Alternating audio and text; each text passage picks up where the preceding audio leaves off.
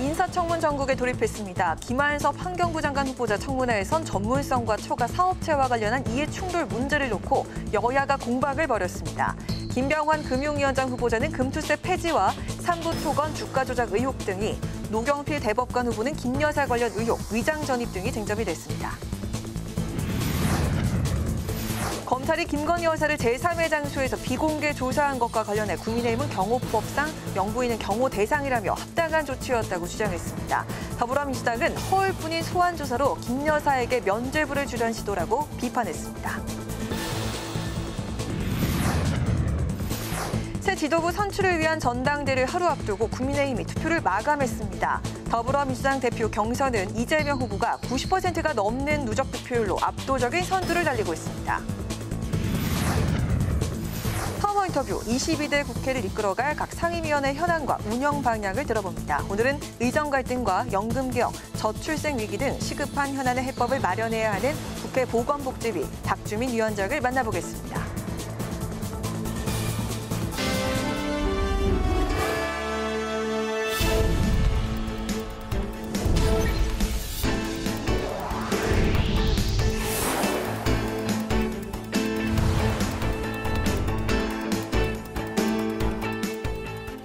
여러분 안녕하십니까? 7월 22일 월요일 국회 라이브 6 시작하겠습니다.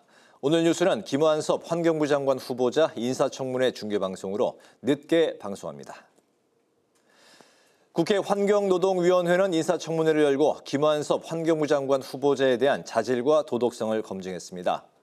기재부 차관 출신인 김 후보자의 환경 분야 전문성과 처가 사업체와 관련한 이해충돌 문제가 쟁점이 됐습니다. 김동길 기자가 보도합니다. 국회 환노위의 김한섭 환경부 장관 후보자 인사청문회에선 김 후보자의 전문성이 도마 위에 올랐습니다. 민주당은 김 후보자는 기재부 차관 출신의 예산 전문가라며 지난 총선 출마 등의 이력 등을 문제 삼았고, 국민의힘은 문제될 게 없다며 맞받았습니다. 후보자는 임명권자가 전문성이 전혀 없는 후보자를 왜 환경부 장관으로 추천했다고 생각하십니까? 혹시 환경부 가서 예산 더 삭감하고 기업들을 위해 환경 규제 더 완화하라는 미션을 부여받은 것은 아닙니까? 기존에 환경부가 해오던 국내 이제 물 오염, 토양 오염 같이 그 규제적 대응이 아니라 글로벌 경제 산업과 연결된 문제라고 저는 생각을 하고, 상대방과 또 이해관계자 전문가들과 소통하면서 합의점을 찾아가는 노력을 크게 기울이겠습니다. 김 후보자 처가 회사를 둘러싼 이해 충돌 문제도 쟁점이 됐습니다. 민주당은 김 후보자 처가가 운영하는 회사에서 정부 사업을 수주하는 등 문제가 있다고 지적했고, 국민의힘은 공직자윤리법 규정에 따라 조치하면 된다며 적극 방어했습니다. 후보자님의 처가 기업이 지난 10년간 환경부 그리고 산하기관에서 총 30건 8,437만 원 납품을 해온 것으로 밝혀졌습니다. 이해 충돌되는 구체적으로 지식호와 관련되는 업무를 한 게 없으시니까 당연히 회피할 일도 없었고, 당연히 이에 대해서 신고할 일도 없었겠네요. 회피를 하기 위해서 관련된 그 내용에 대한 보고를 받지 않고 지시를 하지 않는 방법도 있다고 합니다. 이 밖에 김 후보자는 논문 표절 의혹에 대해선 송구하게 생각한다면서도 당시 지도교수와 긴밀하게 논의하면서 논문을 작성했다고 적극 해명했고, 위장 전입 의혹에 대해선 사실이 아니라고 반박했습니다. 국회 방송 김동길입니다. 국회 정무위원회에서는 김병환 금융위원장 후보자에 대한 인사청문회가 열렸습니다. 여야는 금투세 폐지와 삼부토건 주가 조작 의혹 등을 놓고 공방을 벌였습니다. 또 같은 시각 인사청문특별위원회가 진행한 노경필 대법관 후보자 청문회에서는 김 여사 의혹에 대한 질문이 쏟아졌습니다. 오다힌 기자의 보도입니다. 국회 정무위원회의 김병환 금융위원장 후보에 대한 인사청문회에서 여야는 금융투자 소득세를 놓고 공방을 벌였습니다. 여당은 민주당이 금투세 시행을 앞두고 혼선을 빚고 있다고 지적했고, 김 후보자는 자본시장에 부정적인 영향을 준다며 반대 입장을 밝혔습니다. 민주당에서는 부자 감세다, 이거는 왜 부자에게 세금을 깎아주느냐, 이 논리거든요. 민주당 내에도 이제 지금 혼선이 좀 오고 있는 것 같아요. 그건 부자 감세는 아니고 오히려 정의를 하자면 투자자를 위한 감세다, 이렇게 생각을 하고 있습니다. 야당은 지난해 5월 삼부토건이 글로벌 재건 포럼에 참석한 이후 거래량이 40배 늘어난 점을 문제 삼으며 주가 조작 의혹을 제기했습니다. 특히 도이치모터스 주가 조작의 핵심 관련자인 이종호 전 블랙펄 인베스트먼트 대표가 포함된 채팅방에서 3부가 언급된 점을 문제 삼았습니다. 멋진 해병, 이 방에서 5월 14일 날 3부 내일 체크하고 이렇게 나옵니다. 그리고 5월 16일 날 김건희 여사가 우크라이나 대통령 부인을 만납니다. 이 시기에 누가 매수했고 누가 팔았고 이것을 보면은 판이 나오는 거 아닙니까? 제가 개별 지금 사안에 대해서 뭐라고 판단하기는 조금 이런 것 같습니다. 같은 시각 노경필 대법관 후보자 청문회에서 여당은 재판 지연 문제의 대책 등 후보자 전문성을 검증하는 데 집중했습니다. 국민의 관심이 집중된 그런 형사사건에 대해서는 좀 신속한 결론이 왜 이렇게 나지 않는가 하는 거에 대해서 우리나라 형사사법 시스템, 크게는 재판 절차에 대한 신뢰마저도 좀 흔들릴 우려도 있다. 야당은 김 여사의 명품백 수수와 도이치모터스 주가 조작 등의 의혹에 대한 후보자의 입장을 물으며 공세를 펼쳤습니다. 고위공직자의 부인이 비공식적인 자리에서 고가의 선물, 명품백 같은 사적인 명품 옷, 그럼 옷을 받았다든지 어쨌든 사적인 물품을 받았는데 그것이 대통령 기록물이 될 수 있습니까? 논란이 좀 많이 있을 것 같습니다. 그 부분에는 충분한 검토가 돼야 될 것 같습니다. 또 22년 전 배우자의 개포동 아파트 위장 전입을 지적하자 노 후보자는 사실을 인정하며 송구하다고 답했습니다. 국회방송 오다인입니다. 국민의힘은 지난주 열린 탄핵 청원 청문회에 대해 정쟁에 불과했다며 이번 주 예정된 2차 청문회는 중지해야 한다고 주장했습니다. 한편 국민의힘 전당대회 투표율이 50%를 넘지 못한 가운데 내일 어떤 결과가 나올지 주목됩니다. 보도에 김희연 기자입니다. 국민의힘은 지난주 열린 1차 대통령 탄핵 청원 청문회에 대해 면책특권 뒤에 숨어 대통령을 범죄자로 몰아가는 무법천지였다고 비판했습니다. 특히 민주당이 젊은 군인의 비극을 정쟁으로 이용해 대통령에 대한 근거 없는 외압 의혹으로 탄핵 음모를 꾸미고 있다며 오는 26일 예정된 2차 청문회는 중지해야 한다고 강조했습니다. 정청래 위원장과 민주당에 촉구합니다. 국민 갈등을 부추기고 국정 혼란을 야기하는 위헌, 불법 청문회를 당장 중단하십시오. 이런 가운데 검찰총장에게 보고 없이 김건희 여사가 비공개로 검찰 조사를 받은 이른바 총장 패싱 논란이 일고 있는 데 대해 정점식 정책위의장은 규정과 절차에 따른 합당한 조치라고 밝혔습니다. 정 정책위의장은 또 문재인 정권에서 검찰총장의 수사 지휘권을 박탈해놓고 야당에서 패싱을 운운하고 있다고 비판했습니다.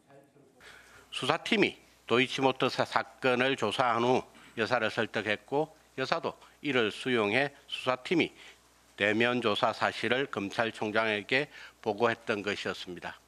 규정과 절차에 따른 것으로 패싱 논란은 가당치도 않습니다.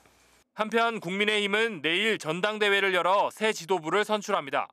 지난 19일 당원 모바일 투표를 시작으로 오늘 모든 투표 절차가 마무리됐는데 최종 투표율은 50%를 넘기지 못하면서 저조했습니다. 한동훈 후보 측은 1차 과반을 넘기는데 무리가 없을 것이라고 자신했고 나머지 후보들은 한 후보에 대한 당원들의 기대가 우려로 바뀌어 지지층이 이탈한 결과라고 주장했습니다. 국민의힘은 당원 80%, 국민 여론조사 20%를 반영한 투표 결과를 내일 전당대회에서 최종 발표합니다. 1차에서 과반 득표자가 나오지 않을 경우 1위와 2위 후보가 28일 결선 투표를 치르게 됩니다. 국회방송 김희연입니다. 검찰의 김건희 여사 비공개 소환 조사를 두고 민주당은 면죄부 주기용 황제 수사라고 강력 비판했습니다. 한편 지난 주말 치러진 전당대회에선 이재명 당대표 후보가 압승을 거뒀습니다. 김도기 기자입니다. 더불어민주당은 검찰이 그제 김건희 여사를 검찰청이 아닌 제3의 장소에서 비공개로 소환 조사한 걸 두고 허울뿐인 조사라며 맹공을 퍼부었습니다. 조사 장소를 김 여사 측이 정해 검찰에 알린 걸로 전해진 상황. 경호 안전상 문제로 장소를 정했던 검찰 입장에 대해선 김 여사가 공개 행보는 하면서 공개 조사는 왜 피하냐고 지적했습니다. 검찰이 피의자인 김건희 여사를 소환한 게 아니라 김 여사가 검찰을 소환한 격이라며 세상에 어떤 피의자가 검사를 오라가라 하냐고 따져 물었습니다. 야당 대표를 공개적으로 수차례 소환해 망신 주고 범죄자로 낙인 찍으며 여론을 주무르던 검찰의 위세는 진짜 VIP 앞에서 눈 녹듯 사라졌습니다. 또 오는 26일 김 여사가 증인으로 채택된 대통령 탄핵청원 청문회를 앞두고 검찰이 김 여사를 불기소하기 위해 형식적으로 면죄부주기용 조사를 했다고 날을 세웠습니다. 살아있는 권력 앞에서는 충견, 권력의 정적에게는 사냥개로 변하는 검찰의 이중성만이 도드라집니다. 검찰은 더 이상 진실과 정의, 공정과 상식을 말할 자격이 없습니다. 검찰은 죽었습니다. 검찰이 김 여사 관련 의혹을 공정하게 밝힐 의지가 없는 만큼 특검 필요성이 더 분명해졌다고 압박했습니다.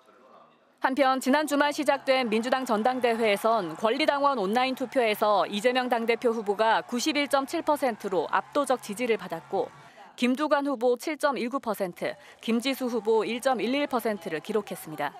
최고위원 후보군에선 정봉주 전 의원이 유일하게 20%를 넘기며 1위를 차지했고 김병주, 전현희, 김민석, 이원주 후보가 뒤를 이었습니다. 모레는 당대표 후보들의 두 번째 방송 토론회가, 오는 25일에는 최고위원 후보들의 첫 방송 토론회가 열리며 이번 주말엔 부울경과 충남, 충북에서 순회 경선이 이어집니다. 국회 방송 김동희입니다.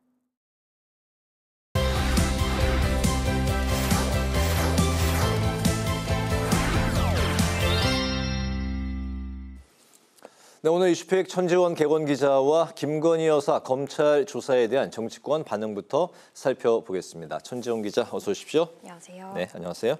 어제 김건희 여사가 검찰 소환 조사를 받았다는 소식이 알려지면서 정치권이 이제 뜨거워졌는데, 특히 이제 검찰총장을 패싱하고 또 이제 그 조사를 받았던 장소가 대통령 경호처 부속 청사라는 사실이 알려지면서 이 야당은 소환 쇼라는 이제 표현까지 쓰고 있는데, 어쨌든 굉장히 그 격하게 반응을 하고 있네요. 네, 지난 토요일 김건희 여사가 검찰이 수사 중인 도이치모터스 주가 조작 사건과 명품백 수수 의혹 사건에 대한 조사를 13시간 이상 가까이 받았다고 알려지면서 논란이 일었습니다. 앞서 리포트에서 보셨듯이 민주당은 면죄부를 주려는 시도 아니냐며 즉각 반발했습니다.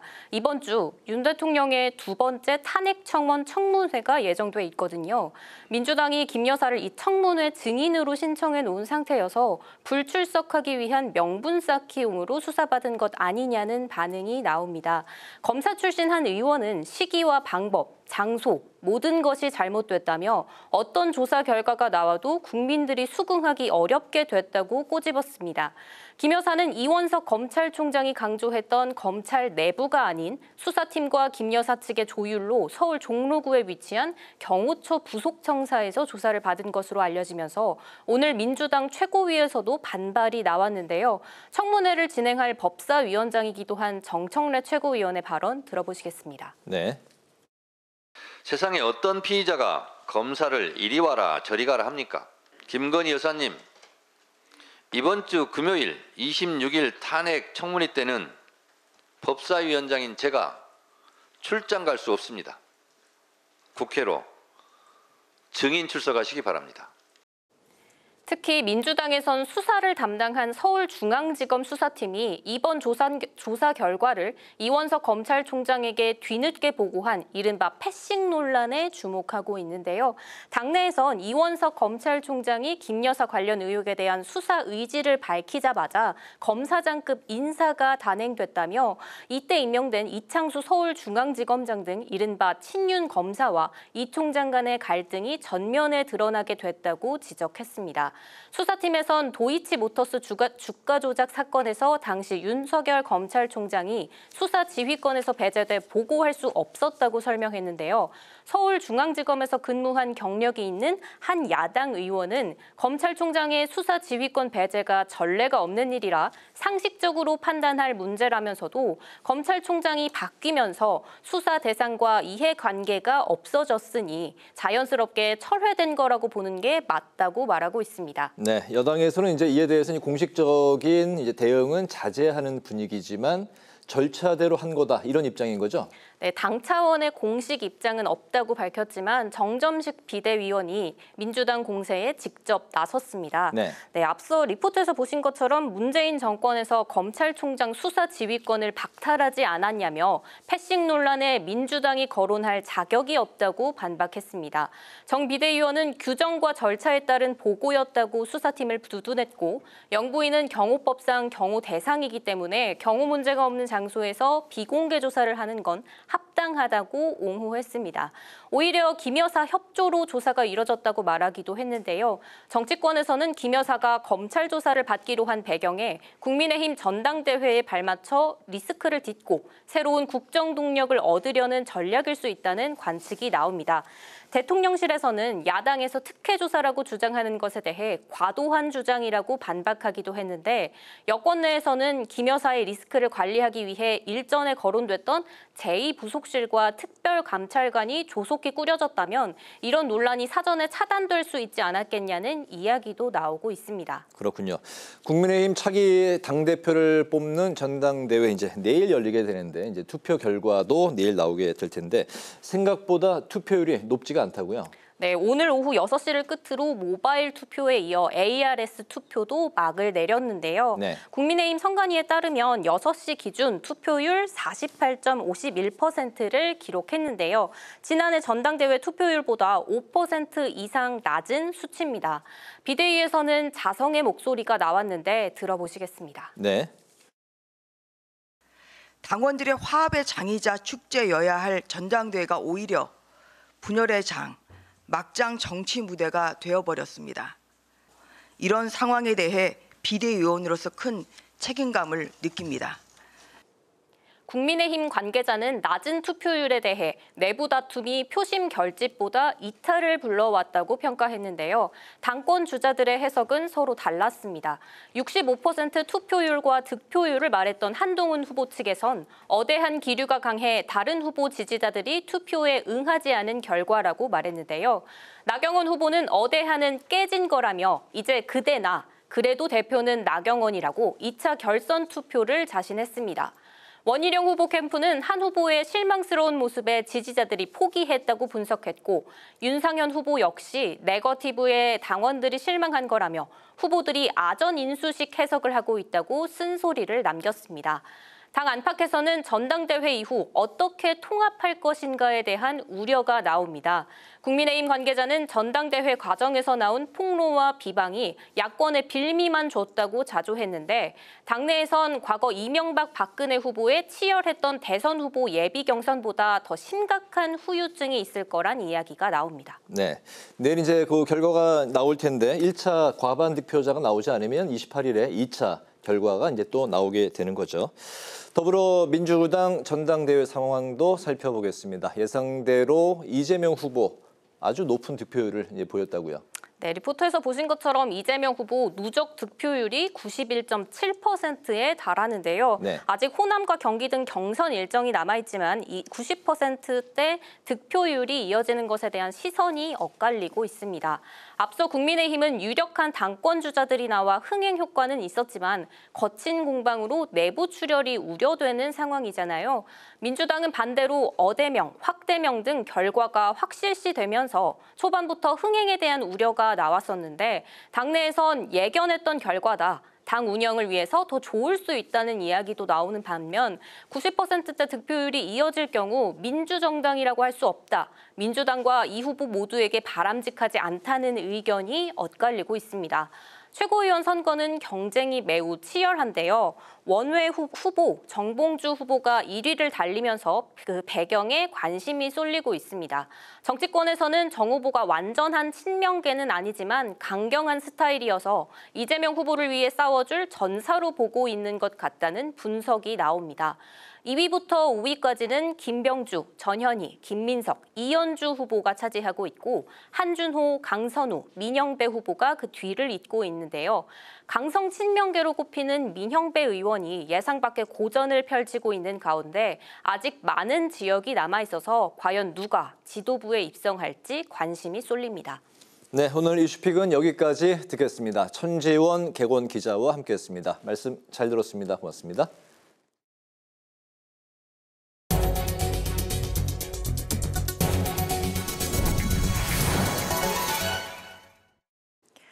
국회 기획재정위원회가 국세청과 통계청 등 소관 부처로부터 업무 보고를 받고 현안을 논의했습니다. 기재위 전체 회의에서 여당은 상속세를 현실에 맞게 개편해야 한다고 지적했고, 강민수 국세청장은 세 부담의 형평성이나 국민적 공감대를 감안해서 개편해야 한다고 답했습니다. 소비자 물가지수의 자가 주거비가 제대로 반영돼 있지 않고 있다는 야당의 질문에 이형일 통계청장은 관련 연구 용역을 진행 중이라고 밝혔습니다.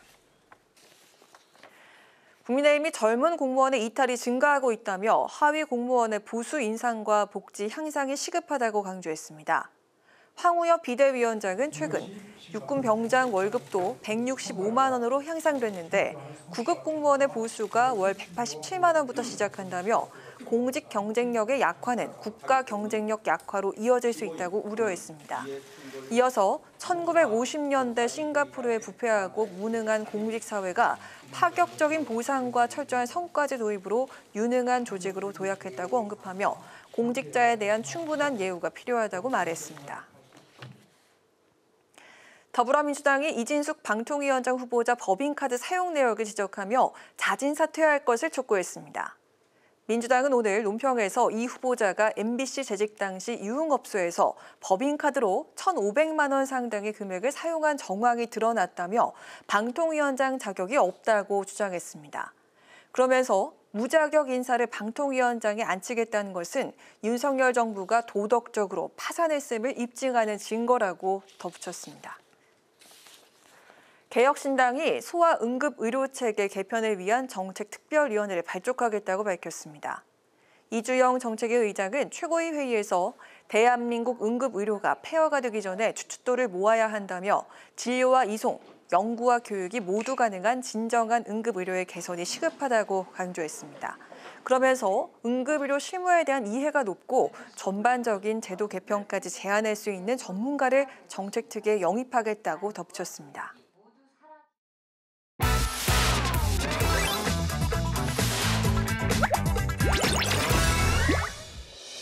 7월 20일 강아랑이 전해주는 정치권의 뜨거운 말말말 강아랑의 정치랑입니다. 오늘 첫 번째 주제는 패스트트랙, 여진, 막판 변수입니다. 국민의힘 전당대회를 하루 앞둔 오늘 후보들은 마지막까지도 패스트트랙 공소 취소 발언을 놓고 공방을 벌였습니다. 방송 토론회에서 한 후보가 법무부 장관이던 시절 나경원 후보가 패스트트랙 사건 공소를 취소해달라는 부탁을 했었다고 폭로를 했죠. 이에 대해 나 후보는 개인적 차원이었는지 똑바로 말해달라며 따져 물었고 한 후보는 개인 차원에서 부탁했다고 재차 답했습니다. 토론회에서도 분노를 표한 나 후보는 억울함을 호소했습니다.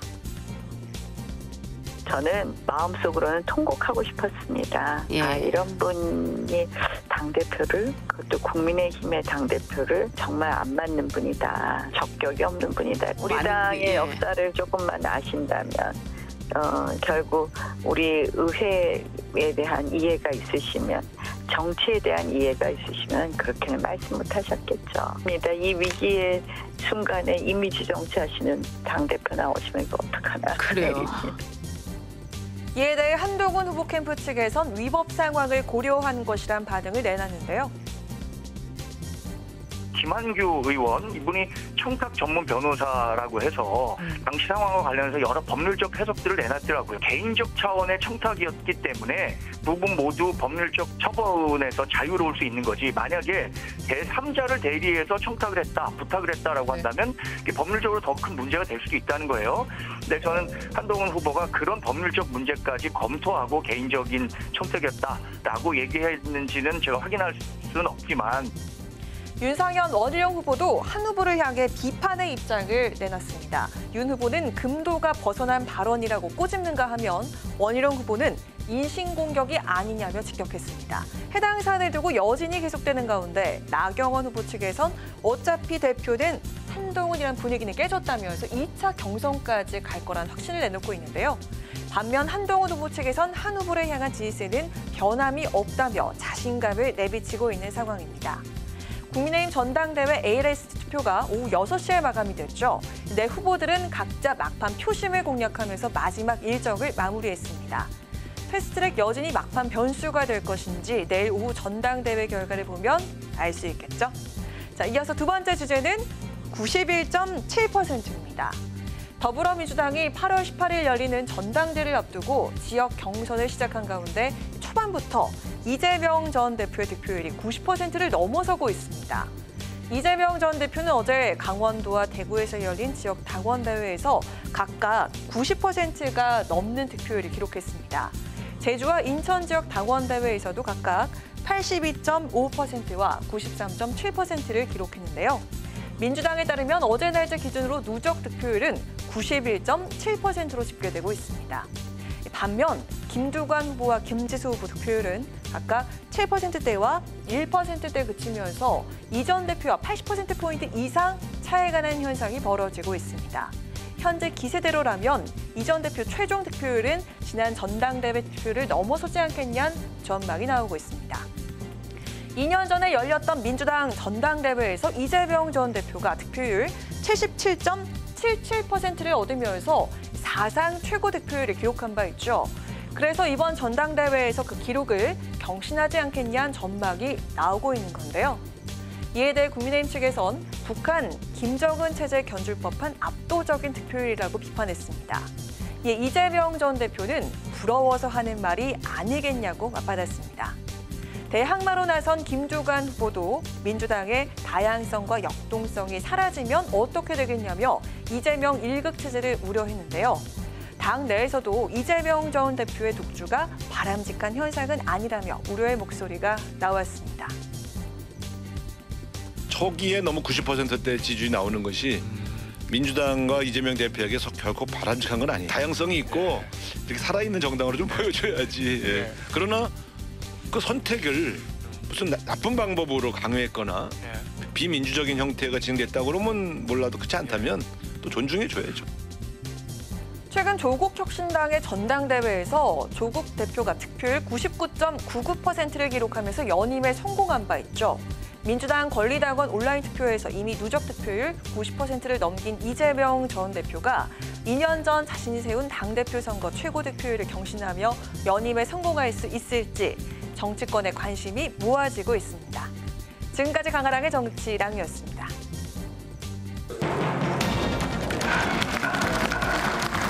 당장의 연금개혁 문제, 의대 정원.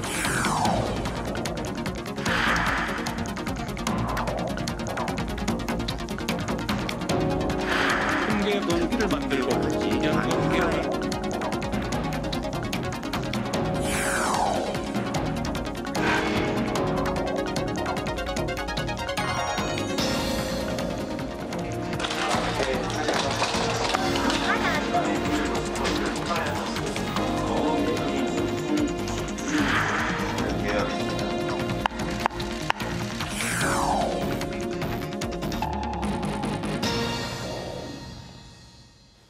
네, 각 상임위의 과제와 운영 방향을 통해 22대 국회를 전망해보는 시간입니다. 파워 인터뷰 상임위원장에게 듣는다. 오늘은 의정 갈등과 연금 개혁 등 시급한 과제를 안고 있는 국회 보건복지위의 박주민 위원장을 모셨습니다. 위원장님 어서 오십시오. 네, 안녕하십니까. 요새 보건복지위 활약이 이제 대단하고 굉장히 바쁘실 텐데 나오셔서 정말 감사드립니다. 감사합니다. 네. 네, 이게 3선 의원이 되셨고 그동안 이제 행안위, 여가위, 또 법사위, 운영위 이렇게 이제 두루 이제 상임위를 거치셨는데 이번에 보건복지위는 이제 처음이시죠? 네, 처음입니다. 예, 그동안 이제 변호사 시절부터 약자들을 이제 대변하셨고 왠지 의원님 뵈면 나는 약자를 위해서 의정 활동을 할 거야 이런 좀 느낌이 많이 듭니다. 그런 방향으로 하려고 애를 쓰고 있고요. 네. 그렇게 봐주실 수 있다면 정말 감사한 평가인데요. 당 내에서 을이 대등한 관계에서 계약하고 또 경제 활동을 할 수 있도록 하는 을지로위원회 또 위원장도 최근에 이제 맡으셨는데 네. 보건복지위원장 40일간 보건복지위 40일간 의정 활동은 어떠셨습니까? 일단은 뭐 제가 처음 시작할 때는 아직 원 구성이 제대로 되지 않은 상황이었습니다. 그래서 네. 좀 제약이 있었는데요. 그럼에도 불구하고 의대 증언을 둘러싼 여러 논쟁을 좀 다뤄볼 수 있는 청문회를 했었고요. 네. 그 전과 후에 지속적으로 지금 의대 증언 관련된 이해 집단들, 그러니까 뭐 의사뿐만 아니라 환자 단체 또는 뭐 소비자 단체 또 병원에서 근무하시는 여러 노동자분들 두루두루 공개 비공개로 좀 만나고 있고요. 계속해서 만나고 있습니다. 뭔가 대화 실마리를 풀기 위해서 그런 작업을 끊임없이 해오고 있고 연금 관련돼서도 워낙 이제 국민적 관심이 높은 사안인데 21대 국회 때 좀 제대로 마무리를 못했잖아요. 그래서 관련된 시민단체라든지 전문가들 만나서 공부도 하고 토론도 하고 있고 관계 부처들도 두루두루 만나고 있습니다. 오늘도 뭐 연금공단 이사장을 또 별도로 만나기도 했고요. 그러니까 굉장히 만나야 될 사람이 많더라고요. 되는 건 없는데. 그래서 탁 뭐 넥타이도 뭐 풀어 헤치시고 편안한 차림으로. 덥잖아요. 네네. 네, 지금 그 최대 현안은 의정 갈등이 아닐까 싶은데요. 그 전공의 대량 사직 사태 속에서 정부는 군입대로 압박을 하고 있는 그런 상태고 전공의들은 이 조규용 장관과 병원장들을 고소를 했습니다. 또 그리고 오늘부터 전공의 묘집과 국가고시 접수가 시작이 됐는데 외면받을 전망이 높다 이렇게 밝혀졌고 교수들은 교육 거부 성명까지 냈습니다. 지금 현재 상황이 좀 어떻게 굴러가고 있는 건지 어디가 좀 막히고 꼬여 있는 건가요? 사실 이제 그 정부가 그동안 뭐 이렇게 말씀드리면 정부나 여당 관계자들은 반대하겠지만요. 상황을 굉장히 강경 일변도로 몰고 오면서 대화 체계가 완전히 붕괴됐어요. 그러니까 의료 현장에 계신 뭐 교수님이나 전공의들은 실제로는 거의 정부하고는 대화를 안 하고 있는 상황이고요. 그런 상황 속에서 이제 의료 공백이 계속 되다 보니까 정부는 초기 입장을 계속 바꿔서 계속 양보는 하고 있는데 별 무소용인 거죠. 지금 전공의가 복귀 안 하고 있고 또 실질적으로 지금 많은 전문가들이 전망하듯이 이제 재모집을 한다 하더라도 전공의들이 재모집에 응할 가능성은 매우 낮게 보고 있는 상황입니다. 그렇게 되면은 이제 당장의 의료 공백이 계속해서 문제가 될 거고 두 번째로는 우리 의료 교육이 체인 시스템이에요. 그러니까 의대생이 있으면 인턴이 있고 레지던트, 그러니까 인턴, 레지던트 같은 전공의가 있고 그 위에 전문의까지 쭉 사슬처럼 연결돼서 교육을 하는 시스템인데 중간에 사슬이 없어져 버리면서 전문의를 양성하는 시스템 자체가 붕괴될 것이다 이런 얘기를 하기도 하고요.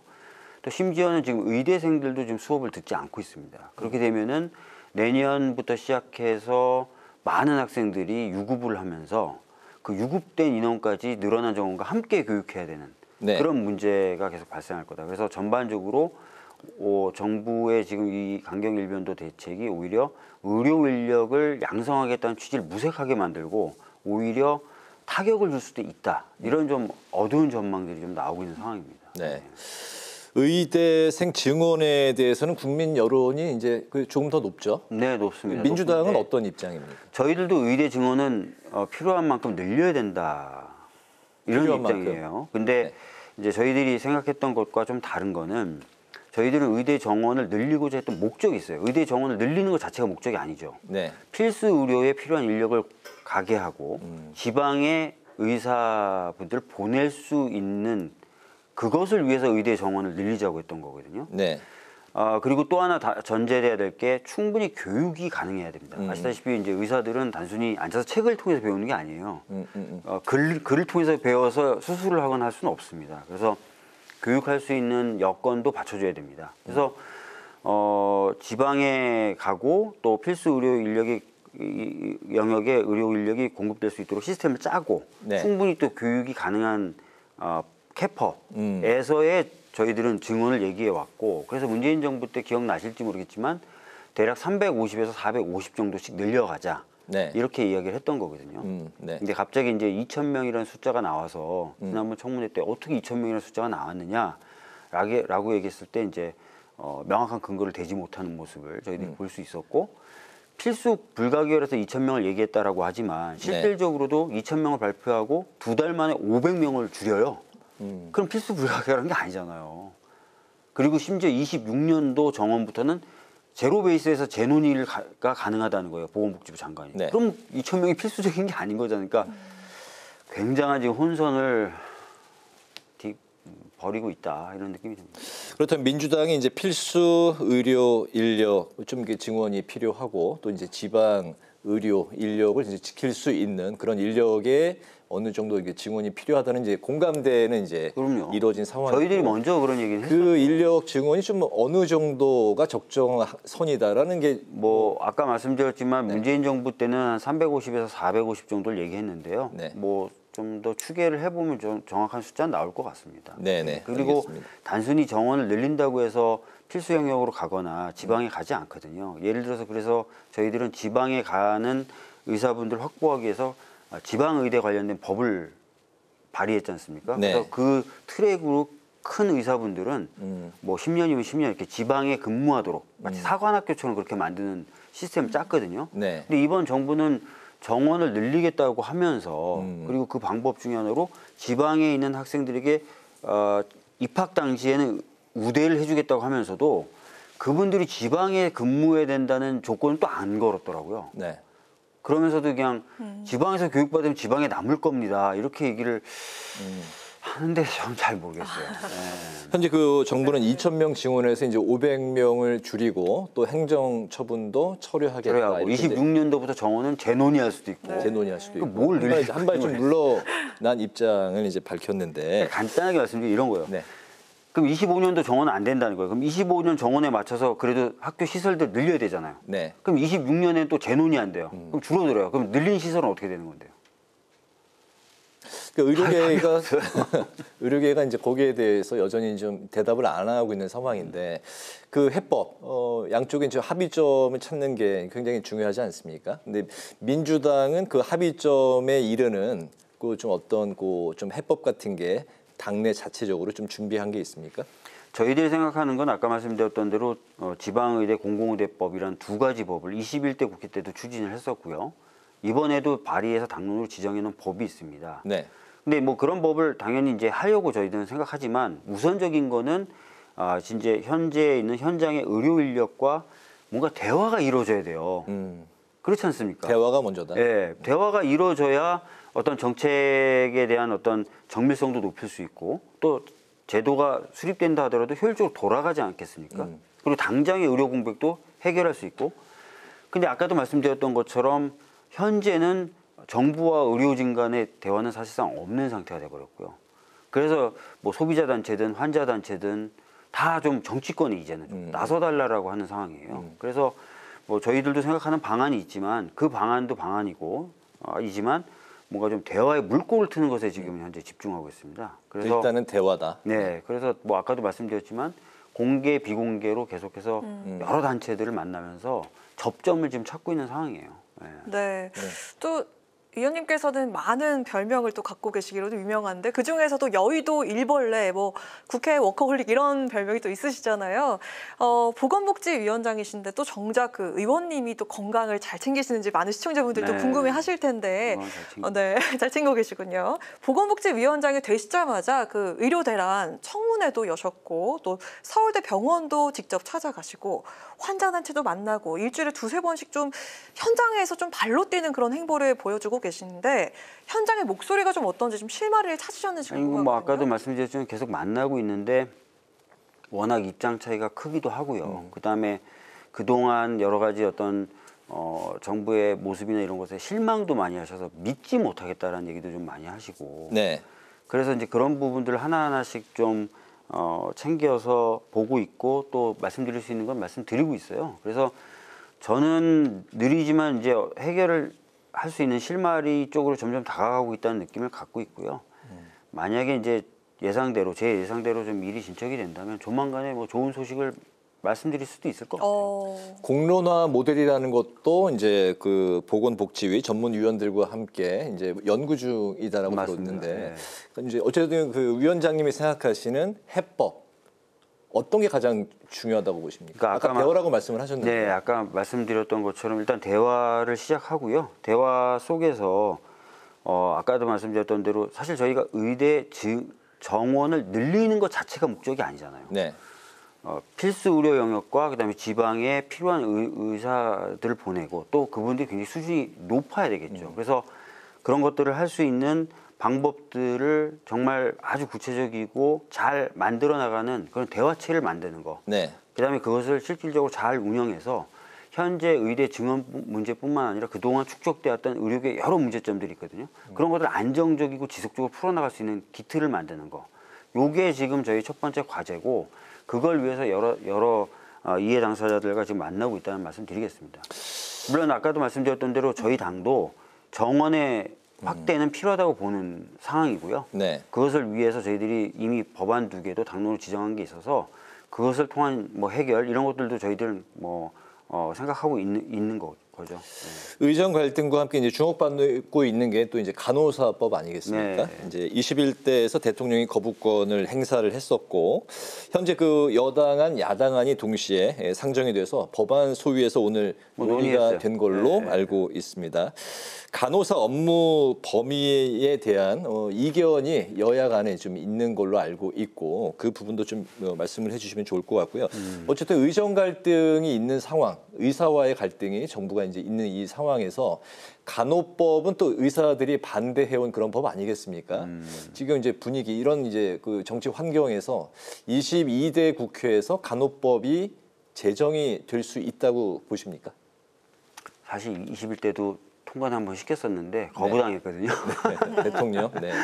근데 이제는 여당에서도 이제 의료 공백 사태가 길어지니까 간호사분들의 업무 범위를 확대하고 명확하게 하는 게 필요하다는 입장이에요.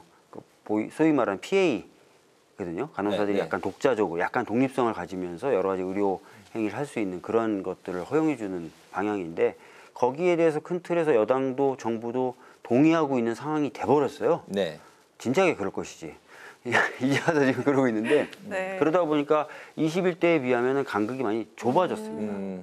예, 그래서 실질적으로 22대 때는 통과될 가능성이 높다라고 보고 있고요. 실질적으로 여당의 분위기도 지금 그런 분위기입니다. 여야 간의 가장 큰 그 의견 차이는 어떤 부분입니까? 가장 컸던 부분이 방금 제가 말씀드렸던 PA 업무 관련된 부분인데 그 부분은 이제 거의 좁혀졌어요. 진료 지원 간호사 법 이 부분 그래서 그 부분은 거의 좁혀져서 사실은 뭐 큰 쟁점이 남아 있다고 보기 어렵습니다. 그럼 낙관적으로 보시는 거군요. 낙관적으로 봐요. 알겠습니다. 네. 또 그리고 연금 개혁도 지금 제자리 걸음 중인데 네. 여당이 제안한 그 여야정 협의체를 야당이 거부를 했고 정부의 구조 개혁을 저희가 여야정 추구하고 있는 협의체를 상황이죠. 거부한 적은 없고요. 아, 네. 정확히 말씀드리면 21대 말미에 모수개혁 안에 대해서 여야가 상당히 접근했고 그 사이에 여당이 주장한 안의 일부를 수용해서 저희가 하겠다라고 저희들이 이재명 대표님이 말씀하셨어요. 그런데 이제 정부 입장에서는 저희가 수정 제안한 그 내용을 받지 않겠다가 아니라 구조개혁도 같이 해야 되니 22대 때 논의하자라고 해서 정부가 받아들이길 거부했죠. 그러면서 사실 21대가 끝난 거 아닙니까? 상황은 그렇고요. 그럼 그 상황에서 22대 국회가 논의를 시작하려면 정부가 거부하면서 무슨 얘기를 했냐면 아까도 말씀드렸지만 구조개혁을 같이 논의하자고 했잖아요. 정부가. 여당이 그리고. 그럼 구조개혁안 뭐를 논의할지를 본인들이 좀 갖고 와야 되는 거 아닙니까? 그걸 같이 논의하자라고 했으니까 그러면 당신들이 논의하자는 게 뭔데? 그러면 우리가 논의하자는 건 A야. B야, C야 이걸 갖고 와야 이제 논의가 시작되는 건데 여전히 아무것도 안 갖고 온 상태에서 여야정 협의체만 구성하자고 지금 얘기하고 있는 거예요. 그러면 21대하고 큰 차이가 없다. 안을 갖고 오면 그 안에 가장 맞는 모습으로 논의체를 만드는데 100%, 200%, 300%, 1000% 협조할 테니 갖고 와달라고 얘기한 거예요. 아, 그렇군요. 거절한 적이 없습니다. 저희는. 거절이 아니다. 아니 그러면 일단은 예를 들어서 저희 셋이 모여서 협의체를 만들어요. 근데 저희 셋이 논의할 수 없는 안을 갖고 와요. 그럼 저희가 협의체를 제대로 만든 겁니까? 그건 아니잖아요.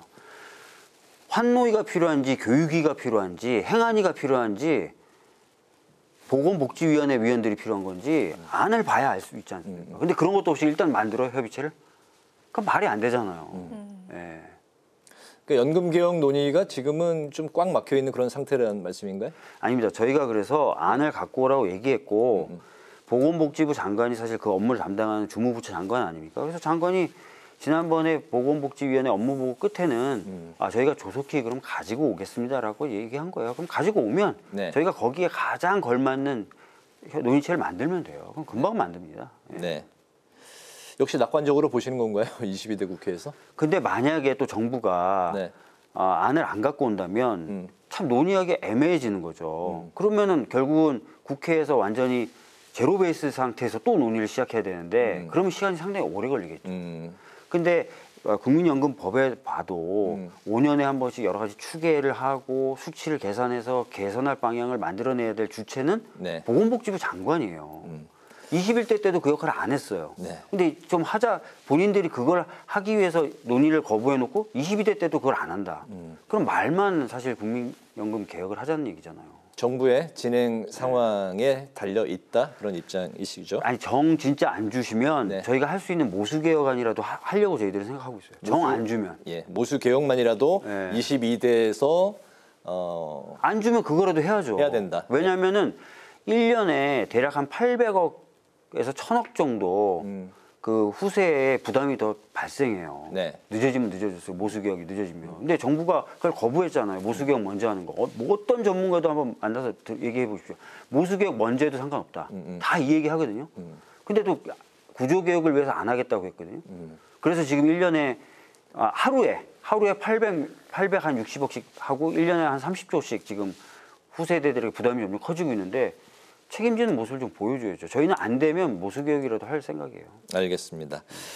그 저출생으로 인한 인구 위기도 이제 국가의 이제 비상 상황인데 우리나라가 이제 0.72명 최근 마지막 조사한 게 그렇게 나왔고 미국의 경우가 합계 출산율이 1.62명인데 사상 최저라고 합니다. 우리보다 훨씬 높은데도 사상 최저인데 우리는 0.72명이니까 얼마나 네. 낮은 수치인지 알 수가 있는데요. 얼마 전에 그 여야 3040 의원들이 모여서 저출생 문제 해법을 찾는 순풍 포럼이 이제 출범하기도 했는데 어쨌든 그 많은 예산을 투입을 하고 있고 또 지원책도 출산 시에 지원하겠다는 여러 가지 지원책도 나오고 있는데 이게 출산율은 늘지 않고 있네요. 왜 그런 겁니까?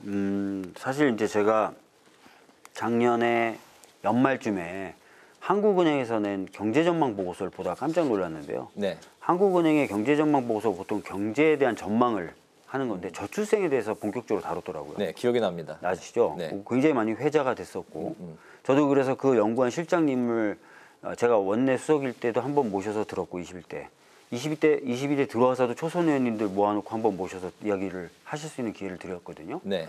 그분의 결론은 이거예요. 백약이 무효인가 저출생 문제에 대해서 그렇지 않다는 겁니다. 효과 있는 약은 있는데 그 약을 충분히 안 쓴다는 거예요. 그게 뭐죠? 그러니까 그분의 개인적인 연구 결과는 아니죠. 한국은행의 그 경제전망 보고서를 보면 노동시장 이중 구조를 완화해야 된다. 왜냐하면 좋은 일자리가 워낙 적다 보니까 젊은 분들이 좋은 일자리를 차지하기 위해서 경쟁이 격화되고 거기서 발생하는 불안이라든지 이런 것 때문에 연애와 결혼을 기피하게 된다. 주거가 안정돼야 된다. 좋은 주거를 구하지 못해서 불안하고 그렇기 때문에 결혼과 출산을 미룬다. 주거 안정 문제. 네. 그다음에 서울 같은 대도시, 특히 서울 같은 수도권 너무 과밀화돼 있다. 그래서 이 과밀도가 좀 낮아지면 출산율이 획기적으로 개선된다. 그다음에 여러 가지 돌봄과 교육에 대한 부분 이런 얘기를 쭉 하셔요. 그러면서 그걸 수치적으로 분석을 해서 각 해법을 제대로 썼을 때 개선되는 그 출생률도 수치적으로 보여주시거든요. 근데 사실 제가 지금 말씀드린 것만 해도 들어보시면 아시겠지만 상당히 구조적인 개혁을 수반하는 거 아닙니까? 근데 이런 걸 안 하는 거죠. 안 하면서 돈을 조금 더 준다. 이런 걸로는 개선이 안 된다는 거예요. 네. 예. 그러니까 좀 더 구조적인 개혁으로 가기 위해서 저희가 애를 써야 되고 용기를 좀 내야 되고 국민들 설득해야 되고 그런 정치의 역할이 필요한 거죠. 네네. 네, 저희 오늘 이 코너 타이틀에 보건복지위는 민생의 최전선이다 이렇게 소개가 나갔는데요. 말씀 듣다 보니까 보건복지는 뭔가 여야가 싸움할 시간도 없겠다 이런 생각이 드는데 의원님께서는 뭐 국회가 파행이 되더라도 보건복지만큼은 굴러가야 한다 이렇게 말씀을 하셨습니다. 위원장으로 어떤 원칙으로 보건복지를 좀 이끌어 갈 것인지 그 희망과 좀 포부를 마지막으로 들어볼까 하거든요. 우선 아까 말씀드렸던 대로 그 의료 대란의 경우에도 저는 지금 욕먹을 각오로 의사단체 등을 비롯한 많은 단체를 만나면서 해법을 찾고 있거든요. 네. 그다음에 연금도 사실은 어느 정치 세력이나 저렇게 좋아하는 개혁 과제는 아니에요. 제가 그랬습니다. 장관들 앞에다 두고 욕먹더라도 해낼 테니까 안을 갖고 와라. 겁먹지 마라. 정부 안에 대해서 비난하지도 않겠다. 그렇게 얘기했거든요. 네. 예. 그러니까 욕을 먹더라도 할 일은 하는 그런 상임위가 되도록 하겠습니다. 네. 국회에서 이제 법안을 많이 내는 이제 의원으로 유명한데요. 상임위원장으로 이제 바쁜 와중에도 또 법안도 준비하고 계신 게 있으실까요? 뭐 여러 가지 지금 냈고요. 앞으로도 낼 건데 뭐 제가 법사위에 오래 있었다 보니까 법사위 관련된 뭐 감사원법 개정안이라든지 이런 것도 준비하고 있고요. 21대 때 냈지만 잘 안 됐었던 뭐 온라인 플랫폼법 같은 경우도 이미 발의를 해서 좀 논의를 좀 진척시키려고 하고 있고요.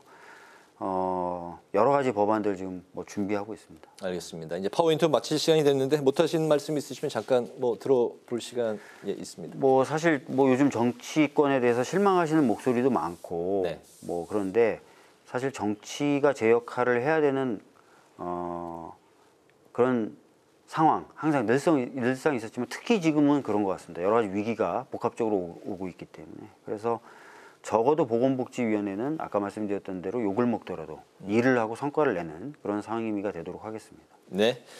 파워인터뷰 오늘은 국회 보건복지위 과제와 운영 방향에 대해서 박주민 보건복지위원장을 모시고 관련 말씀을 들어봤습니다. 오늘 말씀 잘 들었습니다. 고맙습니다. 감사합니다. 네, 감사합니다.